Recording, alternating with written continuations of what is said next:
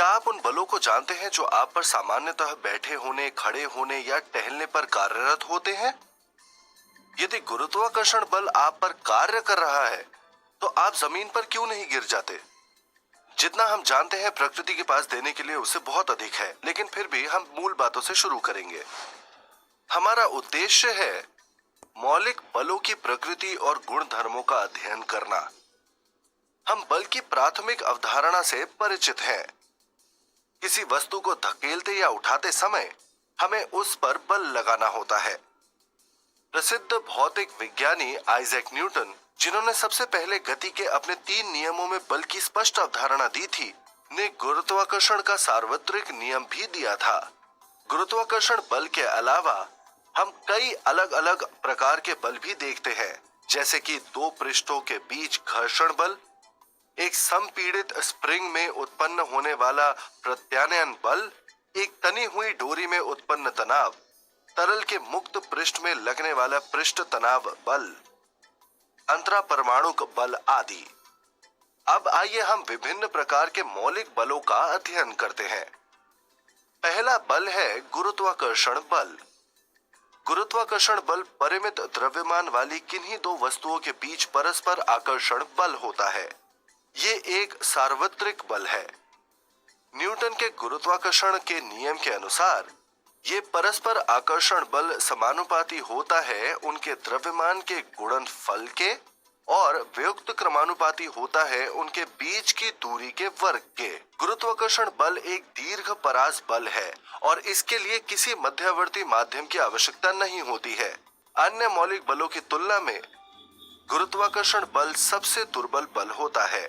फिर भी ये एक बहुत ही महत्वपूर्ण बल है जो ब्रह्मांड में बड़ी संख्या में भौतिक परिघटनाओं की व्याख्या कर सकता है, जैसे सूर्य के चारों ओर ग्रहों की गति, पृथ्वी के चारों ओर चंद्रमा और कृत्रिम उपग्रहों की गति, और पृथ्वी की ओर गिरते पिंडों की गति।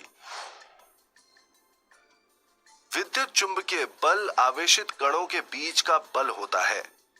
एक सामान्य स्थिति में जब बिंदु आवेश विराम अवस्था में होते हैं, तो बल कूलोम के नियम द्वारा दिया जाता है। ये बल असमान आवेशों के लिए आकर्षक और समान आवेशों के लिए प्रतिकर्षक होता है। बल का परिमाण वियुक्त क्रम वर्ग नियम का पालन करता है। गतिमान आवेश चुंबकीय प्रभाव उत्पन्न करते हैं और एक चुंबकीय क्षेत्र गतिमान आवेश पर एक बल उत्पन्न करता है। विद्युत और चुंबकीय प्रभाव सामान्य रूप से अपृथक्करणीय होते हैं, अतः नाम विद्युत चुंबकीय बल दिया गया है। विद्युत चुंबकीय बल एक दीर्घ परास का बल होता है और इसके लिए किसी मध्यवर्ती माध्यम की आवश्यकता नहीं होती है। ये गुरुत्वाकर्षण बल की तुलना में काफी प्रबल होता है। 2 स्थिर प्रोटॉनों के बीच स्थिर वैद्युत बल उदाहरण के लिए 10⁻36 गुना होता है किसी निश्चित दूरी के लिए उनके बीच गुरुत्वाकर्षण बल का।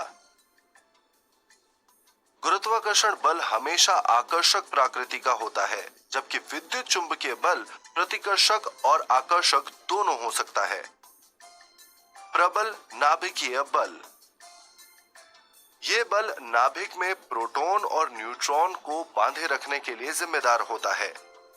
ये स्पष्ट है कि प्रोटॉनों के बीच विद्युत प्रतिकर्षण के कारण कुछ आकर्षक बल के बिना नाभिक अस्थिर होगा। प्रबल नाभिकीय बल सभी मौलिक बलों में सबसे प्रबल होता है। यह आवेश से स्वतंत्र होता है और प्रोटॉन तथा न्यूट्रॉन तथा प्रोटॉन और न्यूट्रॉन के बीच समान रूप से कार्य करता है। ये एक लघु परास बल होता है। दुर्बल बल। दुर्बल बल केवल कुछ नाभिकीय प्रक्रमों जैसे कि रेडियोधर्मी नाभिक के बीच बीटा क्षय में प्रेक्षित होता है।